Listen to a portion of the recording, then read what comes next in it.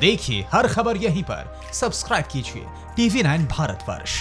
अब आइए देखें सवाल क्या कहते हैं हमारे दर्शकों के, और इस पर जल्दी से टिप्पणी लूंगा मैं। जय देसाई कह रहे हैं भारत को अपना रक्षा बजट और बढ़ाना चाहिए और भारत में एक से एक बढ़िया हथियार बनने चाहिए। क्या शिक्षा, स्वास्थ्य वगैरह छोड़कर अब डिफेंस बजट पर हमको ध्यान देना पड़ेगा चाइना जैसे पड़ोसियों की वजह से?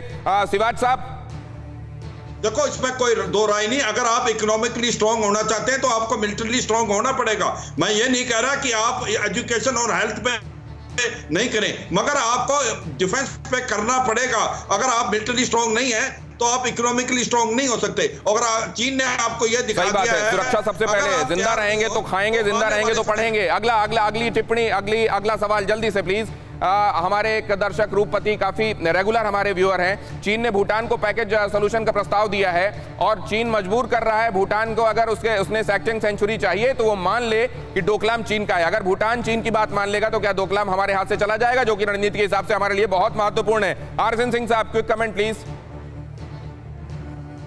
नहीं, देखिए जितनी चीजें हो रही हैं ये लद्दाख के ऊपर में और भूटान और नेपाल के ऊपर में, तो ये China Pakistan economic corridor, China Nepal economic corridor, China Chumbi Chittagong corridor, ये इन सब के तहत हो रही है। और मैं इतना आपको कह सकता हूं कि ये तीनों कॉरिडोर में से एक भी कॉरिडोर नहीं बनेगा।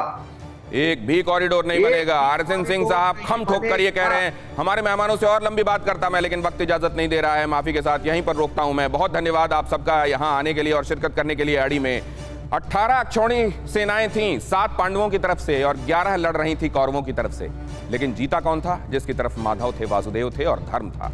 TV9 नेटवर्क, 5 भाषाएं, हिंदी, तेलुगु, कन्नड़ा, मराठी और गुजराती, 48 करोड़ इंप्रेशंस, देश का number 1 news network. TV9 network.